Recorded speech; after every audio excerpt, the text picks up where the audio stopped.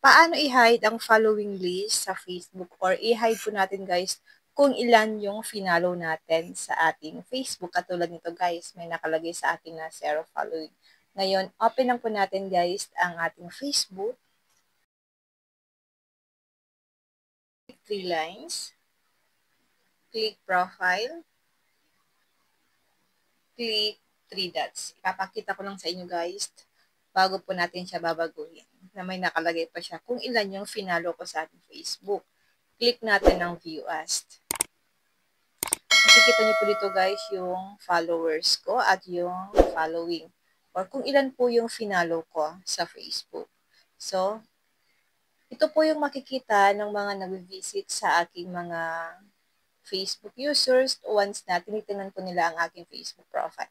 So, ngayon gagawin natin siyang 0 following. I-back lang natin ito guys. Back, back, back. Tap natin ng 3 lines.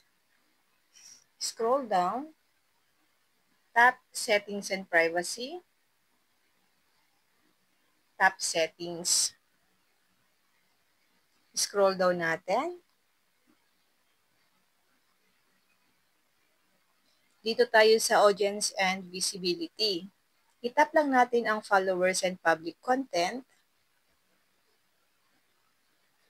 Hanapin niyo po dyan ang Who Can See the People, Pages, and List You Follow. I-tap lang natin ito.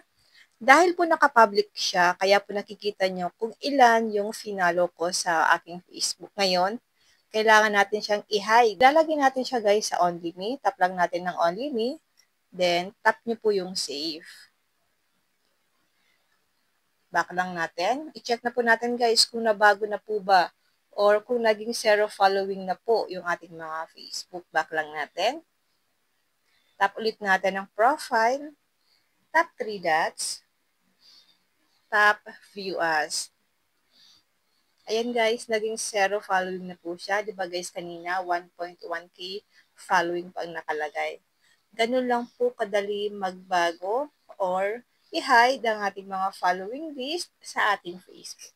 Yun lang guys, sana po may natutunan kayo sa aking video. Kung hindi pa po kayo nakafollow sa aking Facebook page, pwede niyo po akong i-follow Positive Mind. Nagtuturo pa ako ng mga tutorial video sa aking YouTube channel, RT Willow, at sa aking bagong YouTube channel, Positive Mind, para updated kayo sa mga bago kong upload na video.